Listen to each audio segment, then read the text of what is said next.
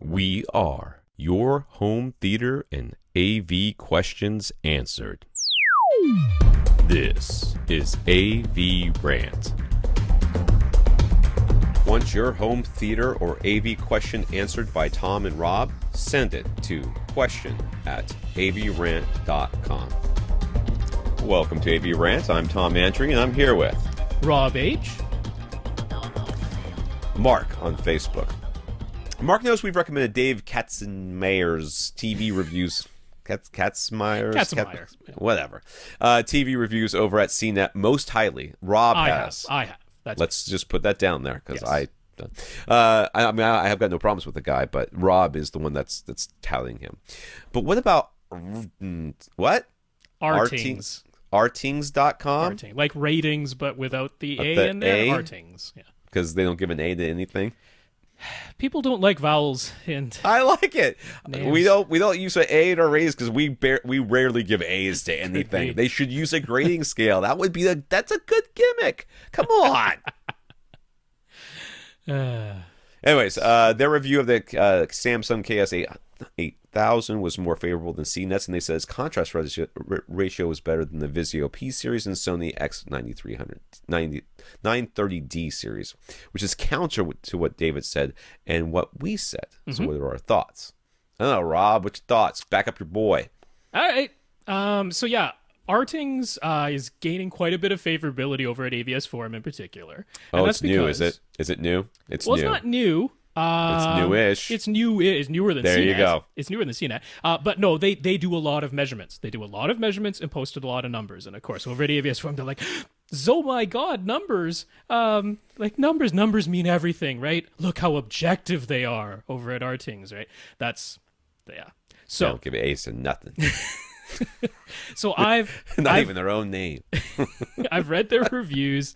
I've felt that okay. So first of all, so many of these TVs are really, really good. Okay, and there's this weird thing on the internet where people are like, there must be a consensus, or if there's a dissenting opinion, then we have to shout down the other person as being wrong. They must be wrong, And they then must track down their home address and threaten Yeah. their daughter. So that's basically that's the ridiculous part internet. of all this, all right? And I really want to get away from that because we're talking about very good televisions being compared to each other.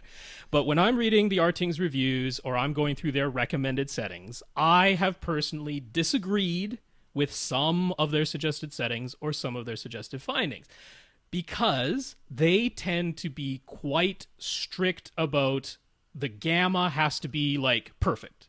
And if turning off the local dimming gets us better gamma, then that's what we're going to do. And I'm like, but that's not how anybody's going to use it. And I personally would take a little bit of crushed black to get a way better looking image overall versus a rock solid gamma where everything looks washed out, right? Like that would be my choice. Or they'll do an ANSI checkerboard pattern and they'll measure that and they'll say that is the contrast of this TV. But if you have 16 zones of local dimming and they line up perfectly with the ANSI checkerboard, you'll get a false reading that doesn't necessarily look the way real content looks. Real content might have halos around it, or the black bars won't look as black because they don't fit in a checkerboard pattern. They're a bar that goes across the whole top. So there's these things where it's like you can sort of scale things in the way the TV is made to the tests, if you know what the tests are going to be, or if you're too dogmatic to the measurements, you can sometimes be led a little bit astray. I like David Katzenmeyer's reviews the most because he does all the measurements. He's a fully certified professional calibrator. He does really good calibrations, but then he does the thing that hardly anybody else is able to do because he has the budget to do it where not every other reviewer does. He has like 6 TVs all in one room, side by side by side, and he watches them all at the same time with the same content coming off of a matrix HDMI switch. And that's where he's like, when he put real content onto the KS8000 Samsung, the Sony X930D, and the Vizio P series, he's like, the Vizio P series actually had the best blacks and the best contrast with real content. But the Sony X930D looked better on some things. It had some better shadow detail. And the KS8000 showed some of the best shadow detail, but overall its black level looked higher, even though when you did a full on-off contrast measurement, it wasn't that.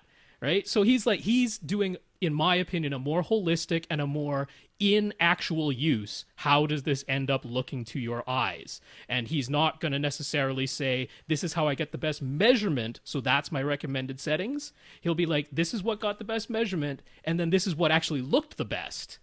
Right. And that, to me, that's the extra part. That's why I like his reviews the best. And that's why I've personally been a little bit like, I've disagreed with some of what RTings has said. But overall, if you take the whole picture, if you look at them both, it's like there's way more agreement than there is disagreement. It's just if you're this internet person who has to rank everything and be like, they didn't agree, one of them is wrong and one of them is right, it's like, nah, you have to take circumstance into consideration. Right? So why don't you reach out to this David Katzmeyer guy and see if he wants to be on the podcast? Oh, maybe. I see no reason why you shouldn't do that. Just I mean, seriously. I mean, you like him, you respect him. We can have him on the podcast and let's talk to him about his methodology. I have no idea if he'll be available or willing, but sure, I can try. It can't hurt, dude. It can't hurt. Yeah. I mean, feel free to make Austin do it, because that's his job. But yeah, I don't want anyone to think like, if basically at the end of all of it, I'm like, you still need to do it for yourself as well. Like, I don't agree with David Katzenberg because I read what he says and I go, oh, I think that is what I agree with. I'm like, I go out and look at stuff for myself and I'm like, I tend to line up with what he says. And I tend to not line up all the time with what RTings says. But that doesn't mean that it's not like David Katzenmeyer is infallible. It's not like RTings is doing stuff that they're measuring stuff incorrectly. It's like, if one of them is ranked first and one of them is ranked second by one of them, and then the other guys have that reversed, that's not the end of the world. We don't have to. It's okay. Right? What it means is they're both good, and you'll be fine. Yes. Either way. And part of science, because AVS stands for audio video science, part of science is mentioning the circumstances of your experiment. That's a thing that a lot of people seem to completely ignore in science, where it's like, what you observe is part of the experiment. And people are like, no, it must be objective numbers only. So, yeah, that's my whole thing on that. All right. We'll see if we can get him on the podcast. I mean, don't hold your breath, Mark. No.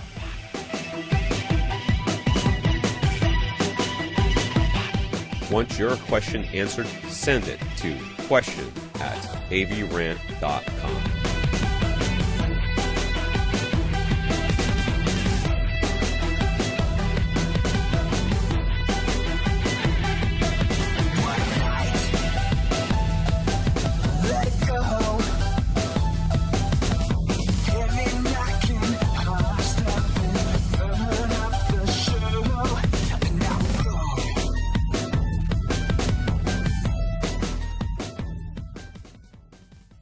This is AVRant.